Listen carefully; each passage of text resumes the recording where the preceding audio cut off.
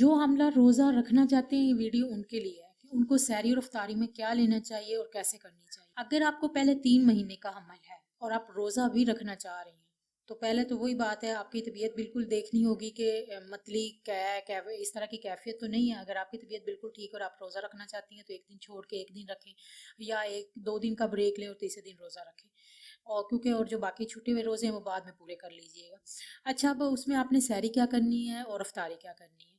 इसमें आपने folic acid की ज़रूरत होती है, तो फॉलिक एसिड वाली चीज़ें आपने, जिन चीज़ों में फॉलिक एसिड पाया जाता है, वो आपने लाजमी इस्तेमाल करनी है। और आपने पानी का जो इस्तेमाल है वो कम से कम 12 से 14 गिलास लाजमी करना है। जो अफ्तारी से लेकर सहरी के टाइम तक होगा, उसमें आपने अपने पानी का जो है वो इंटेक है वो आपने बेहतर करना है, ताकि आप में पानी की कमी ना हो, डिहाइड्रेशन ना हो। उसके लिए आपने, अगर आपका बीपी ठीक रहता है, हाई नहीं है, तो हल्का सा नमक डाल के नींबू पानी जैसे बनाते हैं वो बना लिया, या फिर इमली की जैसे वो शरबत बनाते हैं वैसा बना लिया।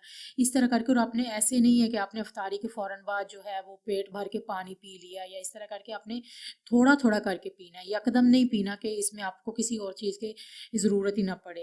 अगर आप खाना चाहें तो कुछ खा ही ना सके, इससे आपको वीकनेस हो जाएगी। तो आपने पानी पीना है, लेकिन थोड़ा थोड़ा करके, बिल्कुल थोड़ी थोड़ी क्वांटिटी के साथ पीना है और बार बार पीना है। आप दूसरी बात ये है कि अफ्तारी में अक्सर पाकिस्तान में खास तौर पे देखा गया है कि पकोड़े वगैरह और जो फ्राई चीज़ें होती हैं, वो बहुत ज़्यादा उसका इस्तेमाल होता है। समोसे, पकोड़े, इस तरह की चटपटी चीज़ों का इस्तेमाल ज़्यादा होता है। तो आपने इस तरह की चीज़ों का इस्तेमाल बिल्कुल नहीं करना। बिल्कुल आपने सादा खाना इस्तेमाल करना है, ताकि उससे आपको एनर्जी भी मिले और आपको ग़िज़ाइयत भी भरपूर मिले। जो आप पकोड़े वगैरह का इस्तेमाल करेंगे, आपका मैदा होगा उससे डिस्टर्ब होगा, आप उससे एनर्जी बिल्कुल भी नहीं मिलेगी, उसमें ग़िज़ाइयत बिल्कुल भी नहीं होती। तो ऐसी चीज़ें आपके लिए नुकसानदा हो सकती हैं। अगर आप चाहती हैं कि आपकी सेहत बिल्कुल ठीक रहे और आप रोज़े रखती रहें, तो आपके लिए ज़रूरी है कि आप अपना जो है वो मुकम्मल तौर पर ख्याल रखें। आपने इफ्तारी के जो है उसमें फ्राई चीज़ें बिल्कुल नहीं लेनी, सैलड का इस्तेमाल ज़्यादा करना है आपने, जैसे खीरे वगैरह, गाजरें, मूली, इस तरह का इस्तेमाल ज़्यादा करना है। आपने पानी का इस्तेमाल ज़्यादा करना है, लिक्विड फॉर्म में जितनी भी चीज़ें आप उसका इंटेक ज़्यादा करेंगी। और जब आप सैरी करती हैं तो उसमें भी आप दही का इस्तेमाल करें, पराठा कोशिश करें कि इस्तेमाल ना करें तो ज़्यादा बेहतर है। उसके साथ आप खुश्क रोटी का इस्तेमाल करें, और जो भी नॉर्मल सा सालन बना हो आप वो लें साथ में। पानी जो है वो लाजमी पिएँ, और अगर आप चाय पीती हैं तो चाय का इस्तेमाल जो है जितना कम कर दें उतना ज़्यादा बेहतर है। अब जो दरमियान वाले 3, चौथा, पाँचवा और छठा माह है, इन 3 माह में बच्चे को फॉलिक एसिड आपने पहले 3 माह में खा लिया। अब आपको आयरन की ज़रूरत है, आपको कैल्शियम की ज़रूरत है। आयरन के रिच फूड जो भी, आप उसका इस्तेमाल ज़्यादा करें। सब्ज़ पत्तों वाली सब्ज़ी में बहुत ज़्यादा आयरन पाया जाता है, रेड मीट में पाया जाता है, आप उसका इस्तेमाल ज़्यादा करें। मुर्गी का गोश्त आप फ्राइड में ना लें, लेकिन उसका जो है कोशिश करें कि स्टीम बना के लें उसका, या बारबेक्यू कर लें तो वो ज़्यादा बेहतर है। हल्का फुल्का सा, मतलब आपको थोड़ी सा स्पाइसी लुक भी मिल जाएगी, और उसमें ज़्यादा ऑयल वगैरह का इस्तेमाल भी नहीं हुआ होगा, तो उसमें वो का भी इस्तेमाल कर लें। अंडे का इस्तेमाल ज़्यादा करें।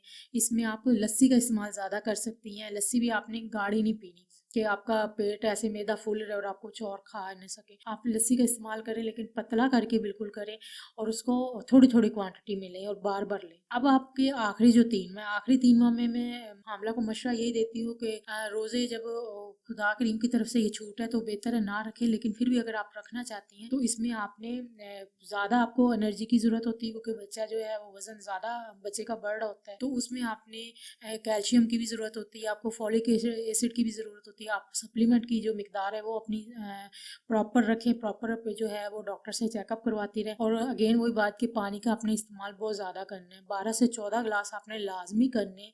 फ्राइड चीज़ें जो है उससे मुकम्मल परहेज़ करना है, क्योंकि उसमें आपका जो पेट का आधा हिस्सा है वो तो आपके बच्चे ने घेर रखा होता है, मैदा बिल्कुल छोटा हो रहा होता है। अगर आप इसमें बिल्कुल सिंपल चीज़ें भी खाएं तो आपको हज़म करने में मुश्किल होती है। तो वही पराठा, चावल और इस तरह की जो चीज़ें हैं उससे मुकम्मल परहेज़ करें। ज़्यादा बेहतर है आप उसमें सिंपल खाना खाएं जितना हो सके, और आपने उसमें सहरी भी वो सिंपल करें, और जो उसमें इफ्तारी है उसमें भी आप सलाद वगैरह का इस्तेमाल करें, कब्ज़ बिल्कुल भी ना होने दें। और उसमें आप सलाद वगैरह हो गया, उसमें पीने वाली चीज़ें, लस्सी वगैरह हो गई, उसमें नींबू पानी हो गया, इसमें जो भी जूसेस वगैरह हैं आप उसका जो है वो इस्तेमाल ज़्यादा करें। और खाना भी आपने, खाना लाजमी है लेकिन कम क्वांटिटी में खाना है उसमें, ताकि आपकी जो है वो एक तो बोझ ना बने ज़्यादा। आप यकदम भी खाना नहीं खाएंगे, बल्कि थोड़ा थोड़ा करके आप जो है वो 2 या 3 दफ़ा आप ले सकती हैं। थोड़े थोड़े जो क्वांटिटी में वो खाना खा सकती हैं। एकदम आप खाएंगी तो आपका दिल बुरा होगा, वोमिट वगैरह हो जाएगी, तो इस तरह के मसले मसाइल का सामना करना पड़ेगा। ये तो थी कुछ हमारे रमज़ान के हवाले से वीडियो।